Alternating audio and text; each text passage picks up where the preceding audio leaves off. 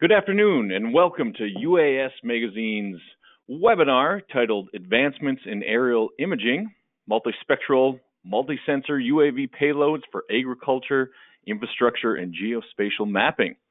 Today's sponsor is Teledyne Imaging. My name is John Nelson, Vice President of Operations for UAS Magazine, and I am joined today with Danny Longvall. He's the Vice President of Sales at Teledyne Luminera. And he'll be talking here shortly. One thing I do want to say is this is the second time we've had Danny on, and the first time we heard a lot of great feedback regarding the information that he provided. So it's definitely interesting. It's an interesting topic. There's cutting edge ideas here, cutting edge technology. So we're glad you joined us. And with that, I'm going to hand it over to Danny. Thanks, John. Thanks for the kind introduction. And thank you for having me again at your event. Like you said, it was really nice the last time, and hopefully we'll have again a great topic today. At first, I'd like though to just tell you a bit more about myself, mostly about Teledyne. And Teledyne is actually a group of companies with imaging being a key aspect of our business. The imaging group within Teledyne is about $1 billion a year, which makes us probably one of the largest imaging companies in the world. And we are involved in a collection of different markets and applications. We do machine vision, we do medical imaging, we do aerospace, defense, semiconductors, and obviously unmanned systems as well.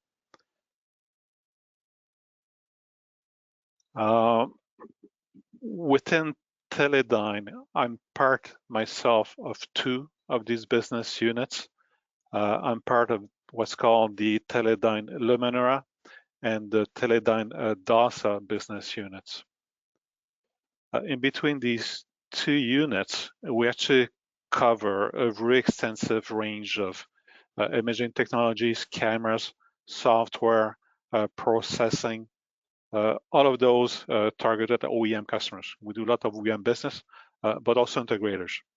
What's important to notice is that our capabilities are so wide that we can cover all kinds of different interfaces that are used in vision applications, the different spectrums as well, visible in our thermal, even 3D actually we do as well, and also in different form factors, be it full frame cameras, more compact systems, even board level. We became involved in unmanned systems more than 10 years ago. I think that goes back to 2007, 2008. At the time, we were involved in early research. There was a lot of scientists that were using cameras to develop new processes, new algorithms for unmanned systems. And many of them were using our cameras, USB cameras at the time. So through those research programs, we built a lot of knowledge around unmanned systems, which we just kept increasing over the years. Myself, I've been involved in imaging for probably 30 years, starting with frame grabbers 30 years ago, moving into video surveillance and digital video compression after that, and with cameras now for maybe the last 10 years. So today, what we're going to be talking about, some of the different sensor technologies that are used in UAV payload. That includes high-res imaging, that includes multispectral imaging, thermal solutions as well. We're going to look at some of the key trends that are emerging around these technologies in this market. We're going to talk about AI, which is one of those trends that really is right now everywhere you look. And we're going to complete our presentation with a case study. So trying to like something real that we've done, that our customers have done with imaging, and some of these applications that we see in the real world. So let's start. Let's start with high resolution imaging. When it comes to high resolutions, so obviously the more detail you can capture in a scene, the better results are going to be, especially when it comes to unmanned system or aerial imaging, where sometimes you fly at quite high altitude. So today, when it comes to high resolutions, 50 megapixel in a camera is something that you see more and more. Not so long ago, it used to be maybe 20 to 30 megapixel in a large cameras, so up to 50 right now. And actually, we even have within Teledyne some sensor technology that can go up to 67 megapixel. So those high resolutions are really enabling new applications within higher imaging, and that's a key development that we see when it comes to cameras. That goes hand in hand with cameras that have moved now from CCD to CMOS. Again, that's a very recent evolution in technology. It's been talked about for many years, but it's really become real now over the last year or so. I think ourselves in our portfolio, everything new is CMOS based, and we might still have a few legacy CCD cameras, but for every new applications, it's all about CMOS. The benefit of CMOS is that it's actually lower powers, lower costs.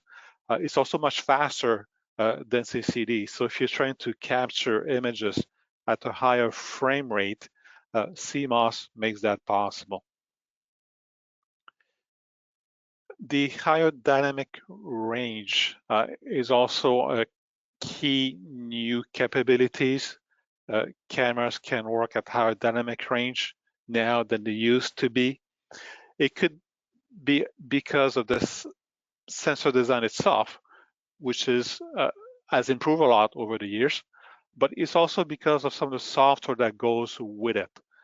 While the improvement for sensor technology has probably doubled, let's say over the last 5 years, I would say that the software improvement have probably resulted in a gain of 5 to 10 times better than what it used to be. So huge improvement, largely driven by software capabilities. Lower system noise. Cameras today perform better, give better image quality. That though, it's something that you have to do by choice. It's connected, is related to the camera design itself. So it's always a compromise or choice that you have to make between performance versus cost. So not every new camera gives you better imaging or lower noise.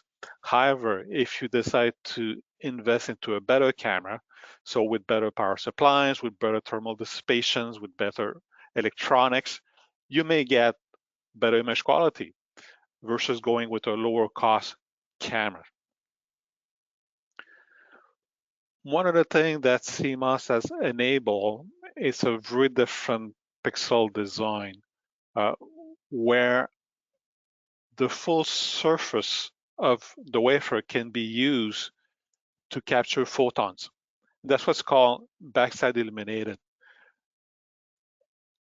Legacy cameras or older technology, which is still very current, uses a macro lens to focus lights on the smaller regions within the pixel, and the rest of the pixel is used for electronics, basically lines to bring signals from one location to the next. So that takes away from the sensitive surface. By using backside illumination, you can use the full surface, which gives you better sensitivity, better performance overall, and that's really the future of imaging where this is going. Obviously combined with the software I was talking about. One question I get very often is how do cameras for machine vision compare to consumer cameras? We do see a lot of consumer cameras in unmanned systems, especially in aerial imaging. And there's really a lot of differences. The difference could be, one of those could be in the workflow, how machine vision cameras connect seamlessly with a host, allowing you to transfer data at high rate to be able to control the camera remotely all from your host computers. That's a bit more tricky with a DSLR to achieve. Reliability is another key difference. You still get a lot of DSLR with mechanical shutters versus the electronic shutters used in machine vision cameras. So anything mechanical by nature is going to be more sensitive to shocks, vibration, just time. Like over time, things just degrade. So by not having a mechanical shutter in a machine vision cameras, you can actually improve reliability.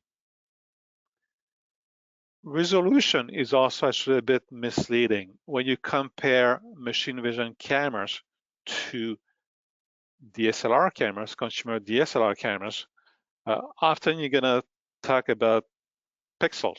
How many pixels does this camera support? And you get a number. It could be 20, it could be 50 megapixel. If you compare this number between a machine vision cameras and a DSLR cameras, it doesn't actually mean the same thing. In a DSLR camera, so in a consumer camera, there's something called an anti-aliasing filter. What that does is when you image something with a pattern in your image, you're going to see some interference in your camera. And actually, if you look at that picture in the slide, you see that color pattern you see on the sensors. That's actually a type of interference that could be created by aliasing. So you put an anti-aliasing filter in front of the sensor to eliminate that effect. Anti-aliasing is just a fancy word to basically mean blurring. You actually blur the image. If the camera supports, let's say 50 megapixel, you actually blur it down to something less than 50 megapixel. And by doing this, you eliminate the aliasing. The reality of things is that in unmanned systems, I cannot think of any situation where aliasing is a problem. Aliasing will be a problem when you look at something like textile that has a pattern, or maybe document as well. That's not something that you run into when you do unmanned systems. What that means now is that this 50 megapixel DSLR that you are using only offers you maybe 30 megapixel in effective resolution because of this filter that is not needed. In the machine vision cameras, you don't have this anti-aliasing filter built in. That means that the 50 megapixel of a machine vision cameras is really an effective 50 megapixel worth of resolution, which is not the case with a DSLR. So even though numbers look the same, the results are quite different. And I've had customers tell me they don't understand. Like, listen, I'm just comparing your cameras to this other cameras, and I don't know why I see more details with your cameras. And that is the reason. Some people go as far as taking apart their DSLR cameras to, by hand, remove that anti-aliasing filter, which is a piece of glass that is in front of the sensor. And yeah, that's doable. It's difficult to do. You might damage something else. You might hurt the reliability of your camera in the long term. So while it's doable, it's not necessarily the best thing to do, especially that if you do aerial imaging, many of these missions that you're flying are quite expensive. And if you realize that your camera fails midway through your mission, that's costing you a lot. So maybe you don't want to take any chances and go inside that camera and modify it. It might be better to just work with the machine vision camera.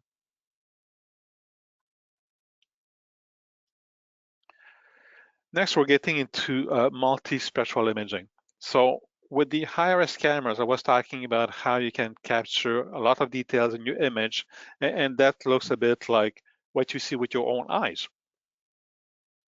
Multispectral is very different. With multispectral imaging, you can actually see more than your eyes can see. I think if I look at the history of imaging, start with black and white, so mono, move to color with the next innovation, then 3D. And multispectral is just the natural evolution of imaging. That actually the next thing that people use now for some applications. And there's a lot of different applications around multispectral imaging. Agriculture would be one of those, but it also includes industrial application as well as scientific applications too. But what is multispectral imaging? So we've talked about why it's used and where it's used, but what is it exactly? Multispectral imaging looks at the full spectrum of light. And this is what I'm showing here. So it goes from the UV, which you don't see with your eyes, to the visible, which is what we're used to the NIR, which is just beyond the red or just below thermal, I guess. So that's a full spectrum that you can actually capture with a camera. And this is that full spectrum that multispectral imaging is dealing with. What it does really is that it captures multiple bands. So unlike visible cameras that captures the whole thing, with multispectral, you only capture a few of the different spectral in the image. In this example, there's, I think, 8 different bands that we're looking at. So the line is actually the actual representation of the signal, and these 8 bands is where a multispectral camera would actually capture that data. When it captures the data, it's actually a measurement. And that's one big difference with regular imaging, is that in this case, we're actually measuring the intensity of the signal in that wavelength. Measuring those intensity actually gives you a signature of what you're looking at. So what you're looking at with multispectral imaging is not actually the image itself. You're looking at a signature of the image. If I look at the pairs in that picture here, the one on the far right, it's not actually a different colors for the pairs in the middle. It's actually a representation, a signatures of what these pairs are by looking specifically at a few frequency in that domain. So I will get back to that a bit later when I do the case studies. But for now, I think for this slide, what's important to remember is that multispectral imaging is a measurement. That's what it is. It's not just looking at images, it's measuring light level at different wavelengths.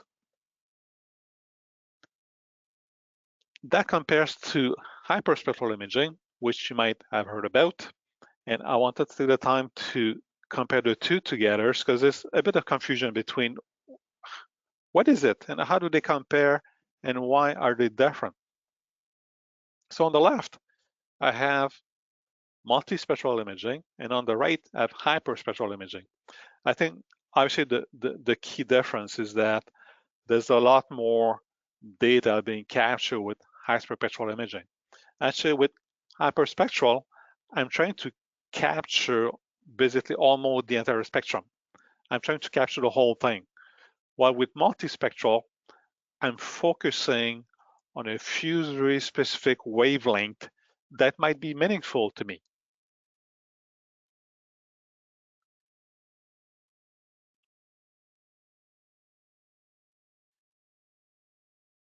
The big difference is that if I work with hyperspectral imaging, I might have a lot more data available to me, but that makes it very difficult to handle.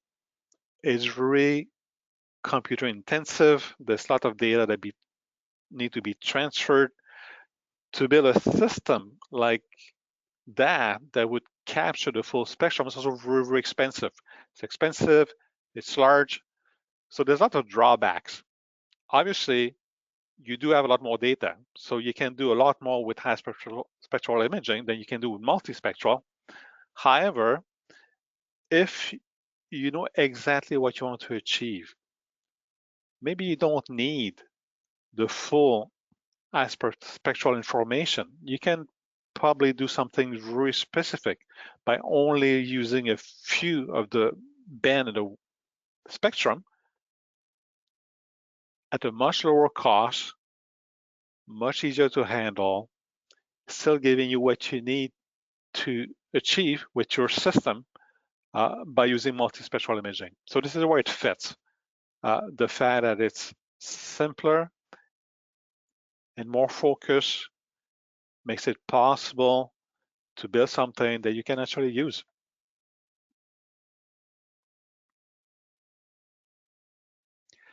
There's different ways to achieve multispectral imaging. One of the way is actually right at the sensor level. Right on the camera sensor, you're gonna etch the actual filters that allows you to collect these different bands I was talking about. So in that case, there's a lot of different wavelength being captured, but you know, you could imagine a sensor like this with maybe 8 different colors that it would capture. The second method is with illumination.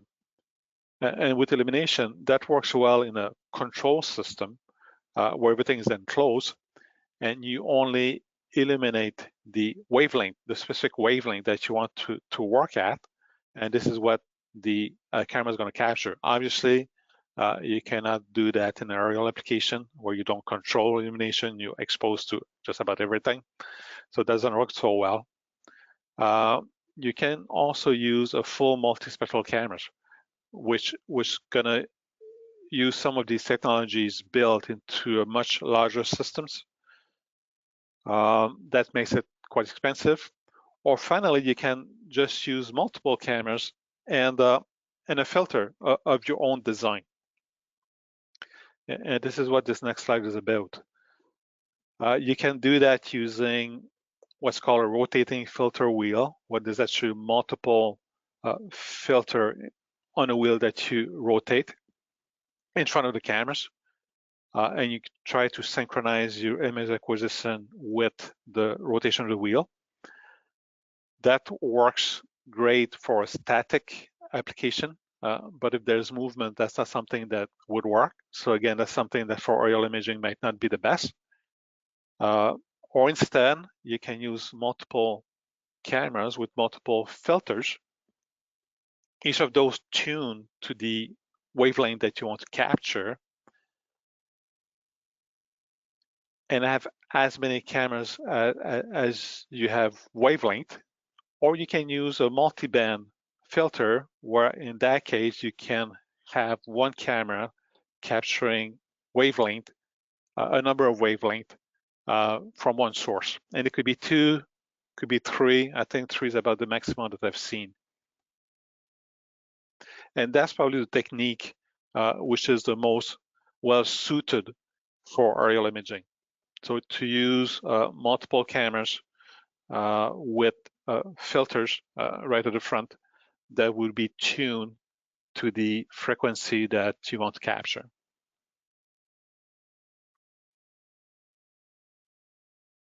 Next topic is thermal imaging.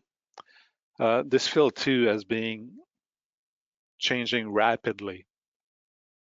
Actually, thermal sensors are often a key component in a payload. We used to do a lot of multispectral based systems, a lot of high resolution systems, and we always found that there was always a thermal camera in these systems, and something that now we have within our portfolio, so we're more exposed to it now, we're more knowledgeable about it. Thermal imaging is long wave infrared, so it's heat, looking at heat, and the data from these thermal cameras now can be combined with data from the other cameras, either from the multispectral cameras or from the high-res cameras, and all of that gets fused together into one composite image. And this is where thermal imaging comes in, because it does look at something that you don't see. When I was talking about the spectrum, I went all the way to NIR, and thermal would be to the right of that. One of the key developments in thermal imaging is the fact that it used to be actually very military oriented. There was a lot of technologies in the military for thermal imaging, and there's a lot more now which is available in the commercial domain without or with limited restriction on usage. It makes it a lot more accessible. So now you can use it a lot more easily for in your payload, especially if you work in commercial applications. These thermal systems now are a lot more sensitive than they used to be, and a bit like multispectral actually. You can also use them to do measurements. So it's not only to create a visible representation of an image, it's also to do specific measurements of level. It can be used again for different applications. I can see people now using it for fever detection with that pandemic right now, but it could also be used, these measurements can also be used for other applications. The other evolution of thermal imaging is how it's a lot more simplified right now. You can connect to these cameras easily, just like you do with the machine vision cameras, how you can synchronize all these cameras together, which is a key aspect of machine vision cameras. There's actually protocols that are in place to synchronize all these sensors that you have in a system together in software in a very, very precise manner. So if you have a multi-sensor solutions and you're capturing something, you want to be able for sure to refer from one sensor to the other, like were those captured at the same time. And there's ways to do that now through something called precision PTP, precision timing protocol. In addition to that, you also have metadata, the fact that you can actually combine your imaging data, your thermal data, with other information from your system. So you can connect all that imaging with other sources in your payload, in the aircraft, whatever is coming from your navigation systems, and all that metadata could be embedded in the image itself. So you know exactly when that image was captured, what was the state of these other systems that you have in your solution.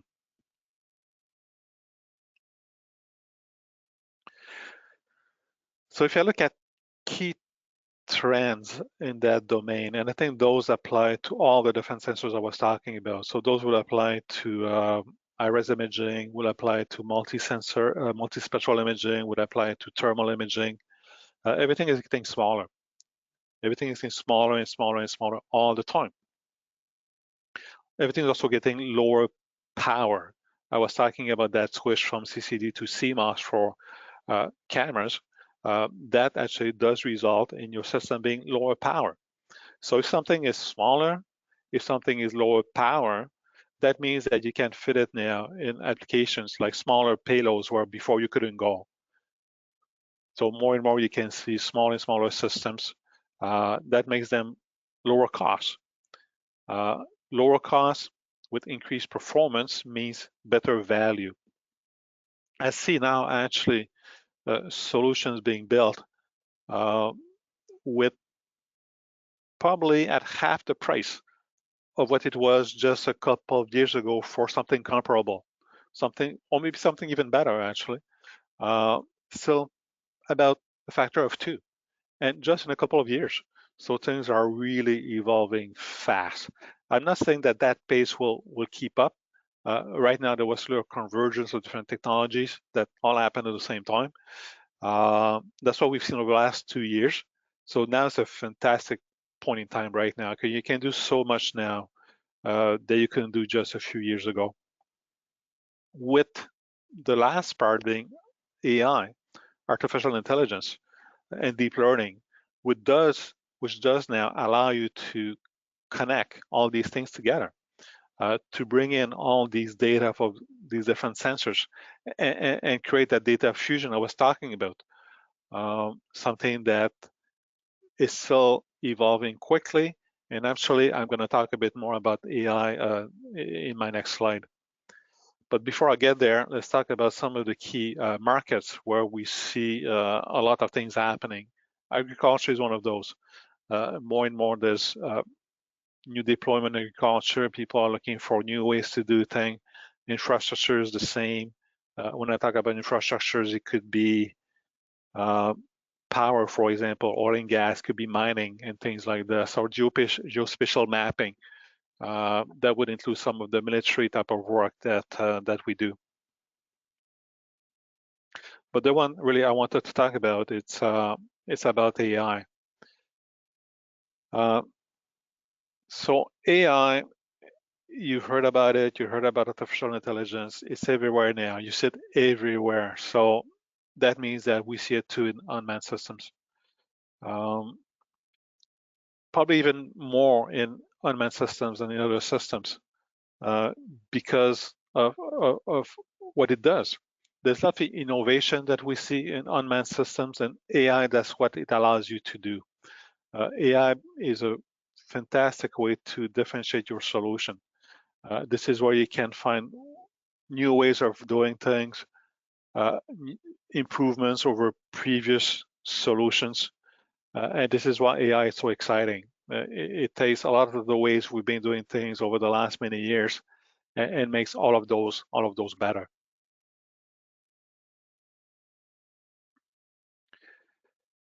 One of the key benefits of AI actually is the fact that it works well in an uncontrolled environment. Like I said, we do a lot of machine vision. And in machine vision, we've done a lot of image processing throughout all our life, basically. And a lot of the image processing we've been doing in machine vision, we always find it very hard to redeploy into outdoor applications. In the industrial machine vision system, typically you have control over everything, illumination, movement, everything. So you can actually set all those things up to simplify the life basically of your image processing. You know exactly how much light is going to be. You don't have to deal with shadows anymore, or at least you know where they're going to be. So all of that can be handled in a control environment. So you can, that means that you can actually by hand design your image processing algorithms, knowing exactly what you're looking for. In an outdoor systems, you don't. You don't control the light.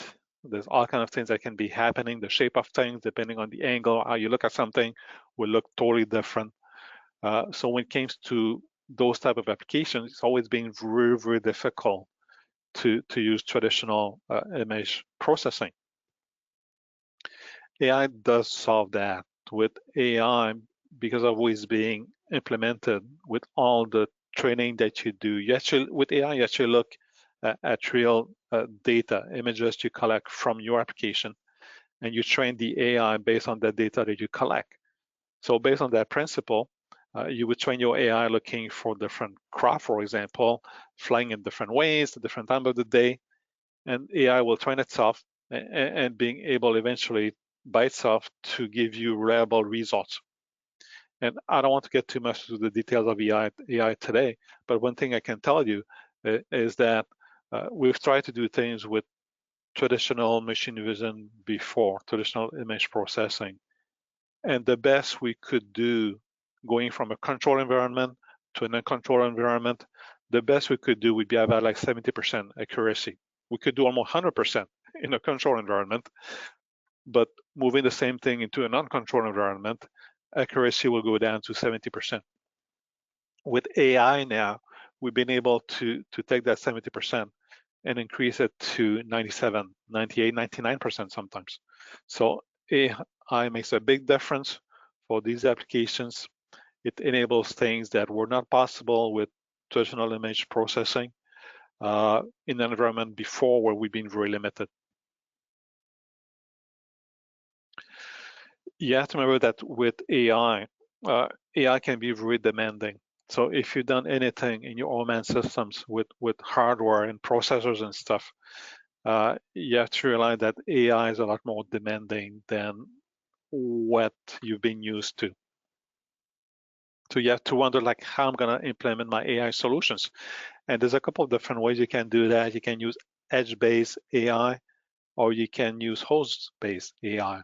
So with host-based, actually, you have more processing power because a host, it could be a desktop, could be a workstation.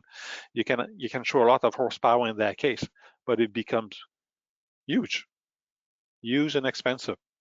The other way to do that is with edge-based systems, where maybe you don't actually fully implement all the processing you wanted to do. Maybe you only do some kind of pre-processing, but that pre-processing now does allow you to maybe reduce the quantity of data you're gonna have to handle, allows you to focus on the exact point in time or the exact object you're interested into. So that's another way for you to reduce your data. So in edge-based systems, in some cases, could work very well in combination still with maybe a host system that you use after the fact. Whatever hardware you use is going to change. It's going to change quickly. We've been using AI. We've designed different things with AI, and whatever we've designed 2 years ago or 3 years ago, today is obsolete. Like today, maybe you can, in some cases, best case, you can still buy this hardware, but it looks so expensive compared to what you can buy today. Or worst case, you cannot even buy it anymore. Often the hardware that is used for AI becomes obsolete within a couple of years. So it's something that when you design a system, you have to think about. You have to design it in a way which is scalable, that you can easily move from one platform to the next, so that 2 years later, when something new comes to market, you can easily transition your solution from what you've done to the new solution. And one way to do that is probably to be a bit more modular in your systems. Instead of combining many different things in one device, to maybe split those apart. For example, if you use a processor board versus a camera board, you can keep upgrading your processor board without having the rest of your system. Maybe you don't have to change the rest of your system. Maybe just changing that processor board will be good enough for you. So if you have a modular system, that's something you can do. So when you work with AI, when you work with AI in unmanned systems, that's one strategy that you may want to think about.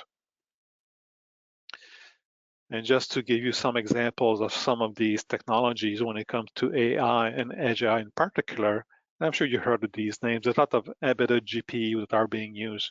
NVIDIA is quite popular. We work quite a lot with NVIDIA ourselves, actually, but there's other choices as well. But even within NVIDIA, you have different families, the TX2, the Nano, and something that's going to come up. You could also have FPGA-based architecture, and we've done that too.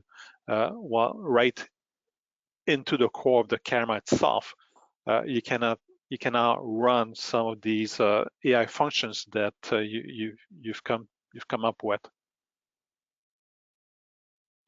So obviously, running it in the camera reduces the footprint, but then you go away from that modular architecture I was talking about. So you have to make choices about what's more important to you.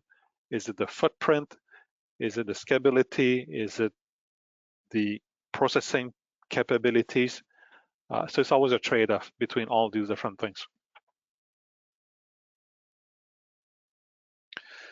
Finally, I'd like to get into a case study that will demonstrate some of these things I was just talking about. In this case, it's actually real systems that we've worked on, and there's a number of those that are all similar to this. It's something called Normalized Difference Vegetation Index, NDVI. So it's an agriculture application. And these applications in the past would have started with maybe even satellite imaging, actually, and have moved now to aircraft solutions or even drone solutions, which makes them a lot more, reduce the cost, a lot more affordable, a lot more flexible too, and easier to deploy. I think when if you do agriculture and you were doing agriculture using satellite imaging years and years ago, then you have to worry about cloud coverage, for example. On certain days, there's just too much cloud. You're not collecting any data. With an aircraft or with a drone, you can actually fly below the cloud. So you're able to work in an environment you couldn't work before. It's also cheaper. So if I get into that example, so first of all, I'm not sure that everybody's familiar with NDVI, so let me take a bit of time to explain what it is. NDVI is actually a measurement and a calculation. So it's a formula that gives you an indication of the health of a plant, basically, or a crop in your field. And it's all science right here. And what you do, if I look at that graph, actually, this graph compares the spectral response of a healthy plant versus a plant which is struggling a bit more, which is stress. So in the green one is actually how a healthy plant responds to light. As you can see, if I look toward the right, which is just beyond the red, so it's a bit of red and into the NIR2, you see that the healthy plant will actually reflect a lot more of that NIR light than the plant that is stressed. So basically, if you could measure that, you would know the difference between a plant that is healthy and one that is not. So the key is to be able to measure that. And this is where multispectral imaging comes into play. And that formula at the bottom is just that simple algorithm of what it is. It's just a calculation. And the key thing is to be able to collect that data. And once you collect that data using multispectral imaging, you can now create that NDVI index. What that allows you to do now in a field, for example, you can figure out which part of your field is healthy and which part is not, and just apply, let's say, treatment or watering where it does need to be applied. So how does that work? How do I do that measurement? So in this case, the way it's being done, it's with a single camera, so a single color camera, combined with a dual pass filter. On the left, that's the dual pass filter. And you can see that it only lets lights through at those peaks, and there's two peaks. One of the two peaks in the NIR, and the other one is in the visible. The middle graph is the response of a color cameras, and they all differ from one color camera to the next. This one's a typical response of a color camera. So what happened if I put my filter on the left on top of my color cameras, I get the graph on the right. So the graph on the right actually gives you only two set of data, two peaks. These two peaks would be the measurements that I would feed into my NDVI formula on the top.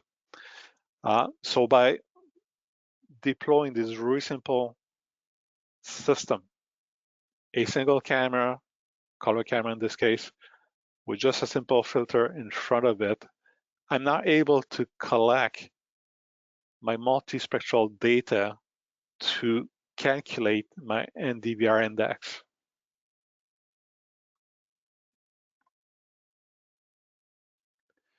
And this is how it looks like actually in real life. So that's a payload on the left, and that's the aircraft on the right. That's a small drones. And you can see there's actually a number of cameras. In this case, there was also some, I think, monochrome's camera being captured. So it wasn't only about the multispectral imaging. There was also about some visible imaging being collected. There was also a thermal camera in that system as well. So all of those were collected in addition to the multispectral data. So you're looking at, I think, 3 or 4 cameras plus the thermal cameras and a small compact systems on board a drone. And that was built at a very low cost. It's a very simple system that is being deployed and is flying over a farmer's field.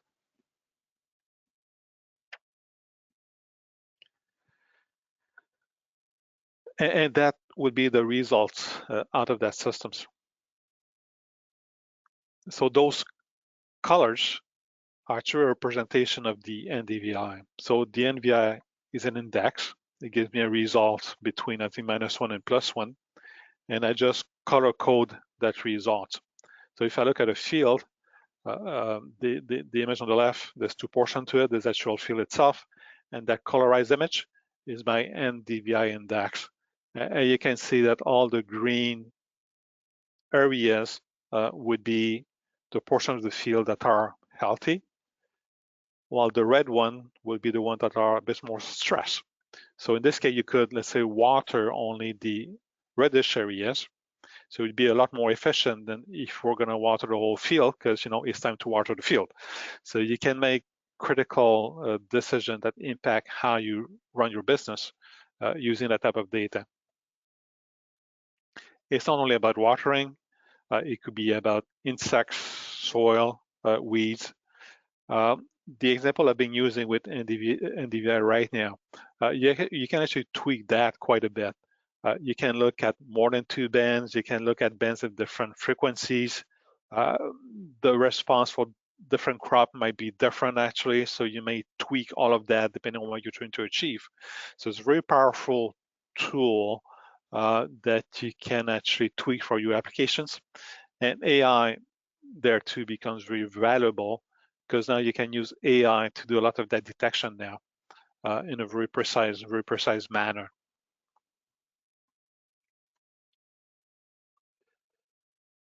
I've been talking about agriculture in terms of a farmer's field, but there's other applications for multispectral imaging in agriculture still. So you can do harvesting, there's greenhouse applications, there's weed control applications. So there's a lot of different applications. So in conclusion, I could say that there's a lot of new technologies in imaging that they're evolving quickly, and they allow you to do things now that you couldn't do them just a few years ago, or if you were going to try to do them a few years ago, you would have ended up with a larger system that would be a lot more expensive than what it is today. So all those evolution technologies really make today a very interesting time, and it's not the end of it. I still see a lot of progress over the next few years, especially when it comes to the AI side of things. And I think the sky's the limit, which is a great way to see it for aerial imaging. And that concludes my presentation for today.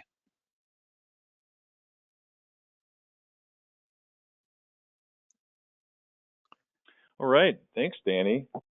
Always very interesting information. If you do have any questions, definitely we'll forward them on to Danny for time's sake. We want to remind everyone that today's webinar was sponsored by Teledyne Imaging, and you definitely check them out. Check out their website, and again, we also want to remind people that this has been recorded. So if you do want to, review it, take a look, listen again, or if there was some information in there that you said, oh, I'd like to see that one more time, you definitely can go to uasmagazine.com. We'll have it posted on demand in our events and webinar section. And again, thank you, Teledyne. Thank you, Danny. Please visit them at luminera.com. And with that, have a wonderful day. Thank you. Thank you.